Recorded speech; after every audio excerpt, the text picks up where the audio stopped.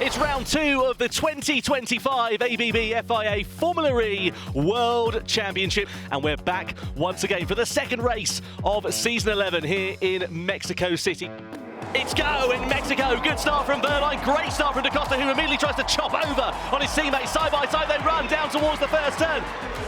Got yellow at turn 12, that's David Beckman in the Cupra Kiro, who's gone into the wall, not for the first time this weekend. Safety car in at the end of this lap. So, at the moment, 6 laps to go, and it's Da Costa, Verline that lead. Rowland in attack mode has still got some deployment left here, so it could be Christmas come early for Oliver Rowland and for Nissan. And watch the restart, because he can accelerate with the four-wheel drive now. Watch him go. Yeah, we're on board with Rowland. Watch when he puts the power down. Can he out-drag Jake Dennis down towards turn 1? This is going to be easy, surely, for him. Green light is on then, and we go side by side. Oliver Rowland on the inside of Jake Dennis, down into the first corner. The Briton up through and into third place. Next target, the 2 Tag Heuer Porsches. On the inside, he lunges up to the underneath Pascal Verline and goes through into turn 5.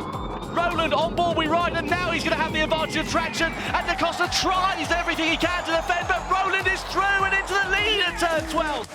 Round the Peraltada we go for the final time, but it is going to be surely a first victory ever in Mexico City for Oliver Rowland and Nissan. Oh, wow, colour! What a superlative drive it was from Oliver Rowland. His first win in season 11. Ollie Rowland does it for Team Nissan in spectacular style. It's time to send it in Saudi Arabia as the lights go out and we go racing. Good start from Barnard, great also for Jake Hughes as he chops over and gets the better of Oliver Rowland down towards the first corner. That is a key move, because he's going to come out ahead of Taylor Barnard, is he? Just about, yeah, third. That's worked out really nicely there for Rowland, actually, because we know he's got a bit more energy in his back pocket compared to everybody else. And the idea is, when you do this attack mode, you want to lose as few positions as you possibly can. He timed that one really nicely. Rowland has gone for only 2 minutes of attack mode now, which means he will have 6 to use later on. Could he save 6 minutes as he takes the lead now? I think his strategy, bank the energy, and then have 6 minutes to attack at the end of the race. I think that is what Rowland's trying to do to win this race. Right, watch Rowland here, because I think this is where he's going to go for the lead, and this could be the key moment where he's pulled the pin, hasn't he? He's got 3 minutes to go, about 3 laps. That could be the key moment where Rowland sets himself up for the win, because he wants free air and he wants to control his pace and his energy management. Hughes parks the car on the apex. Dennis with the room on the inside and through and into 4th position there for Jake Dennis, and Hughes absolutely critical for the final place on the podium here. Oliver Rowland takes the victory in spectacular style in Saudi Arabia. What a win from the Briton. Domination, baby. What a masterclass, mate. Oliver Rowland, what a season he is having for Nissan. He was unlucky to miss out on the title fight in season 10, courtesy of missing Portland due to illness. And, well, he is making amends in season 11, 2 wins in 2 weekends. Who will be the master in Monaco as the lights go out and we go racing? Rowland chops over on Dan Tickton as Barnard leads them down towards the first corner. Look at the Vries on the outside.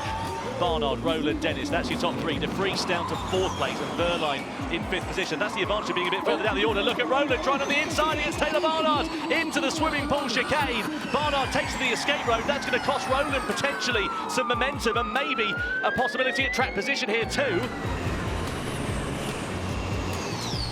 Watch Rowland going for the move, down into the swimming pool chicane, then into the Nouvelle chicane we go, and Barnard again takes the escape road.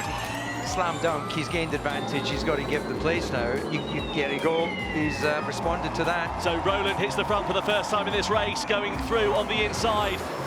Rowland's coming, watch Rowland up into 3rd. Yeah, this is going to be well for Oliver Rowland. He's pulled this one out of the bag. 4 laps to go then here at Monaco, and it's anybody's guess as to who is going to be the victor. We come up the hill and Oliver Rowland muscles his way through on the Andretti and goes into 2nd place. Brilliant stuff from Oliver Rowland. The strategy so far is working out perfectly for the Briton. Into the tunnel, this is it. We're looking back from Nick De Vries, and watch Rowland. 50 kilowatts more power, 4-wheel drive. Does he make the move? He's going to go for it then, and nothing that Nick De Vries can do. On the outside goes Oliver Rowland into the Nouvelle chicane and up through into the race lead. He's got enough amount of energy left as well. what a performance it has been. As he rounds Anthony Nose, comes out of the final corner to cross the timing line and take his third victory of the season. Oliver Rowland wins the Monaco E-Prix. Good job, guys. That's how we do it.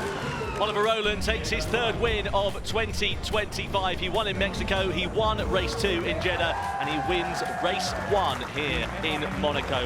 What a performance for the blue-eyed boy from Barnsley. Absolutely superb.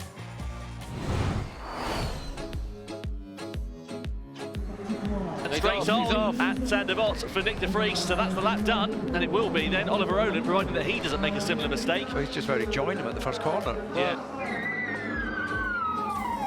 He is, yeah. He is. Rowland's off as well at Zandvoort. What drama! Now what? So they both got to keep going, didn't get the lap. Goodness Go, me. go, go, go, go.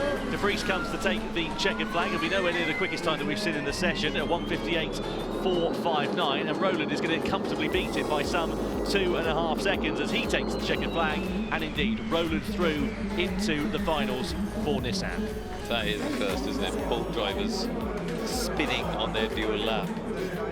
So I've just had confirmation in my ears there will be no final, and the result will be that Rowland is on pole position. Yeah, I think that's the right thing, because they both not had a lap. Nissan will be delighted with that one as well. No surprise at all, given their pace and performance. Well, honestly, I don't like to do it like this, but okay, fine. A very welcome result for Oliver Rowland, and another 3 points to bolster his lead in the Drivers' Championship up to 37. Hi, attention everyone, this is Race Control speaking.